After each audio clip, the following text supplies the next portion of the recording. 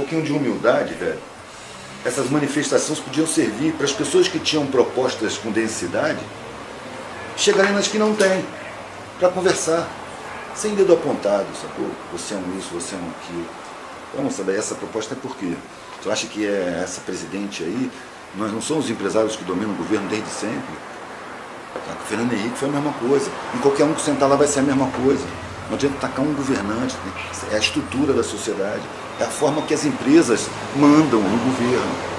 Pode ser qualquer governo. Conversar, velho, com carinho, com respeito. Coisa que a esquerda não sabe fazer. Não sabe tratar com carinho, não sabe tratar com respeito, só sabe se arrogar a ciência da verdade e ditar como você tem que fazer. Se você não fizer, você é um isso, você é um aquilo, parte para o insulto. Cara, quando eu converso com uma pessoa, por exemplo, uma avózinha aqui, né, na época das chuvas, da tragédia, todo mundo estava na rua, todo mundo estava limpando destroços, catando corpo, sabe? E uma velhinha elogiando um político safado que vem aqui comprar votos, sacou? Cara, a primeira coisa que ele fez foi ficar com um carro cheio de quentinha para dar para as pessoas. É um vereador, foi até candidato a prefeito. A gente vê que o cara é um sujo. Só que um dia ela foi levar o neto dela no posto de saúde e não encontrou, não tinha documento, não encontrou assistência. Desesperada falou com um assessor desse cara. O cara foi lá e voltou com o bilhete dele para atendimento. Ela pegou aquilo ali e levou no médico e foi atendido na mesma hora. Para ela, aquele cara é um salvador do neto dela. Eu vou chegar para ela e falar, mas o cara é um safado. Eu vou fechar a porta dela para mim. Eu estou vendo como ela pensa, então eu não vou falar que o cara é um safado. Vou deixar, isso é um procedimento comum na política. Na sequência, eu posso conversar com ela, pode descobrir coisas, as coisas vão acontecendo, sabe? Ela mesma vai chegar à conclusão, eu posso sugerir, para ela observar bem um lado ou outro e tal. Mas deixa ali. Se eu falar, mas esse cara é um safado, pá, nunca mais eu vou poder conversar com ela. Essa é uma burrice recorrente da esquerda, cara. A arrogância bloqueia a inteligência. Quando o cara se sente superior, ele perde um bocado de percepção. Deixa de enxergar um monte de coisa e enxerga da maneira que lhe convém ao ego e não como a coisa é de verdade. Perde a humildade, velho. Você perdeu a humildade, a sabedoria some da sua vida. Essa é a diferença entre o saber e a sabedoria. O saber, você está na escola, pós-graduado, cheio de livro, mestrado, pós-doutorado, sei lá que porra. Esse é o saber. Frequentemente ele resvala para a arrogância, para a sensação de superioridade. Já a sabedoria não, você adquire na vivência, no contato, no dia a dia, sacou? E a sabedoria já pressupõe a humildade. Sem humildade não tem sabedoria. Sacou? A sabedoria já pressupõe a humildade. Senão não é sabedoria. Então eu considero a sabedoria muito superior ao saber. É interessante que eu estava vendo até dia desse. Tem uma frase do cara que chama Gibran, Khalil Gibran, e ele fala isso, né? Que essa frase é clichê, o último degrau da sabedoria é humildade. Só que ninguém fala o resto, ele fala humildade para se entender, nunca haverá um último degrau para quem se propõe ser um sábio. Que é quando uma coisa está se atualizando, você tem que estar sempre nessa humildade de saber, você nunca vai alcançar a sabedoria. A sabedoria é um estado de busca permanente, né? Pode crer. Tem um pouco a ver com isso. É isso, mano. O tempo todo aprendendo, o tempo todo pronto para reconhecer erro. Ao contrário do cara do saber. Quando você mostra um erro dele, ele se ofende com você, como um insulto. Em vez dele aproveitar a oportunidade, não. Ele te esculacha, ele entra em conflito. Eu lembro que eu fui tratar de um dente lá em Belo Horizonte, na Católica. E era canal, né? Então eu tinha que ser de graça. Aí eu fui na triagem, cheguei atrasado. Porque as coincidências acontecem, né? Eu morava em Prudente de Moraes, cheguei em Belo Horizonte, devia ser umas 9 horas da manhã. Aí fui na odontologia, cheguei lá, estava aquele monte de aluno de branco e 3 professores. Um mestre e 2 auxiliares. Conversando, eu cheguei na porta, olhei. Aí o professor me olhou assim e falei, triagem, onde é que é? Não, a triagem era 6 horas da manhã. Falei, pô, eu moro no interior, cara, vim de longe pra caramba. Não deu tempo de chegar, cara, não tem um jeito não. Aí ele olhou pra turma e falou assim, tem alguém que chegou atrasado e tá sem paciente? Aí o cara falou, eu. Era o melhor de todos, velho. Foi o que tratou de mim. Ele chegou atrasado porque ele tinha que trabalhar comigo. Aí tá, vai lá. Aí entrei num salão com umas 200 cadeiras de dentista. Vazia porque a triagem tinha acabado. Aí eu deitei, o cara deu um isolamento, pai diagnosticou o que era e qual tratamento que precisava. Aí o professor veio conferir. Quando ele viu, ele estranhou, deu pra ver na feição dele que ele estranhou. Aí ele falou comigo, mandou tirar o aparato todo, tinha um aparato enorme na minha cara. Quanto tempo esse dente está aberto? Coisa rara, porque no período que eu passei lá de 6 meses, eu não vi esse professor falar com nenhum dos pacientes. E eram todos nitidamente indigentes. E ele falou comigo, né? benevolência. Ele falou, quanto tempo esse dente está aberto? 5, 6 anos. Falei, não é possível. Isso não inchou, não? Eu falei, inchou. O que você fez? Eu banhei com com malva branca, chá de malva branca bem quente, e desinchou em uma tarde. Aí ele deu uma risada de deboche assim com os outros dois e resolveu me explicar, por caridade. Falei, sabe o que acontece? Quando você usa a temperatura quente, a água quente na boca, dilata os vasos e a infecção flui. Foi isso que desinchou. Não foi a erva que você usou. Eu falei, que interessante, porque eu tinha feito com beladona, erva macaé, com várias outras ervas, igualmente quentes, nenhuma desinchou. Só desinchou quando eu usei malva branca. Aí ficou um silêncio constrangedor. Os caras ficaram mais constrangidos do que ele. Ele me olhou assim, como quem foi insultado, virou de costas, e eu ouvi assim, de costas, ele falando, essas garrafadas, e saiu andando. E os outros dois foram junto. Aí eu falei com o cara aí, tá vendo aí, ó?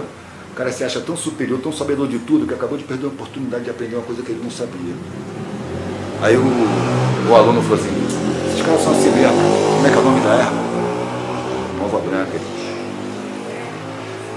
E comecei a ir mais para as periferias, nas favelas, nos puteiros, em posto, beira de estrada, porque eu não ficava numa cidade só, eu andava de carona, e sempre conversando, e tratando com as pessoas mais pobres, na ilusão universitária de instruí-los. Eu ficava falando. Um belo dia, no meio da Amazônia, eu estava conversando com um grupo de garimpeiros e eu percebi que eles estavam rindo da minha cara, porque eu não estava entendendo nada do que eu estava falando. Eu estava falando um monte de palavras acadêmicas. E o povo não fala essa língua, isso é academês. Aí eu aprendi, de repente deu uma luz. Poxa, eu tenho 2 orelhas, 2 olhos e uma boca. Parei de falar e comecei a ouvir. Não precisa você passar perrengue. É bom, mas não precisa. Se você quiser tomar consciência mesmo, não precisa. Seria bom se aproximar dos periféricos, porque ali tem sabedoria pra caralho. Mas se aproximar dos periféricos, velho, exige um elemento fundamental que se chama humildade. Porque o cara que vem da elite, ele é condicionado a um sentimento de superioridade, falso, mas ele é condicionado fortemente a isso. Ele acha que porque ele tem uma universidade, ele é superior a um cara que não tem universidade. E ele não percebe que ele mesmo não tem cancha, não tem raça, não tem peito para encarar as dificuldades que encara o cara sem universidade. É preciso perceber e ganhar respeito, velho. Se você ganha respeito, você ganha humildade. Se você ganha humildade, você tem um campo fértil para aprender. E aprender coisas muito mais fortes do que a universidade ensina. Porque a universidade ensina teorias. A periferia ensina vivências. Sabedoria é outra coisa. O saber é uma coisa que facilmente gera arrogância. A sabedoria tem a humildade intrínseca. Ou não é sabedoria. So I never had any reason or need to go looking for scriptures or something. With all respect and regard for them, it is not that I'm averse to it, it's just that I've not had the time. How this whole process started is, when I was very young, I realized that I just don't know anything. See, if you realize that you do not know, if it's a full-scale realization that you do not know anything, paying attention will be natural, because you know everything. You know this guy, you know this. There are assumptions and assumptions and assumptions. Well, I've used it in a different way, but even if you're doing business, even if it's for business purposes, the only reason why one human being seems to be… all the opportunity seems to be going in his direction and not other people is simply because he's able to see and other people are not able to see. It's not that it's not there for others. One is able to see and others are not able to see. So essentially, a leader means that you're able to see something that others are not able to see. So, attention without intention, simply being attentive, that's what we were trying to do in the afternoon.